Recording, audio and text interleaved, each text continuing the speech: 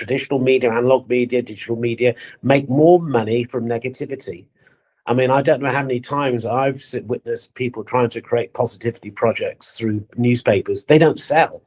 And we've got to look at ourselves about disengaging, because where the tech bros, the great platforms in outing the Musks and Zuckerbergs of the way, they are not governed by the same rules traditional media are. There is I think it's 320, the law of an act in America that was set up, which doesn't mean that any of the platforms, be X or previously Twitter or Facebook, Meta, whatever, have to abide by the same rules that newspapers and TVs are governed here and around the world. You know, Ofcom would shut something down if it was something outrageous on TV. The same thing would happen with Ipso with newspapers, but they're not governed by that. They hang out on the whole idea of free speech.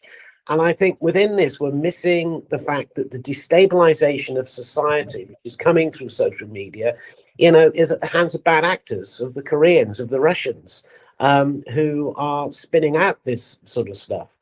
And where no one reads newspapers anymore, where analog news is dying, news isn't an economic factor, and journalists are being made redundant because it has to be about the strength of opinion. But we have to look at ourselves and humanity about how we actually feed off this, because Angie's right. The young, I mean, you know, my two kids are, you know, way past that vulnerable age. And I look each day and think, thank God that I'm not fighting with a small child who wants access, you know, via tablet or a digital device. Australia trying to, you know, give an age limit on all these things.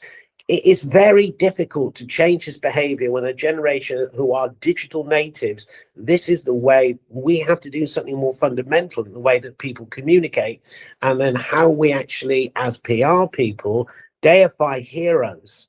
You know, what are the people who stand for the sort of values that really matter, rather than petty celebrity, which telegraphs the fact that if you can go out in a see-through dress at a premiere, or you can deliberately create this rage bait, you will make money. And that is what it's about. Rage bait makes money.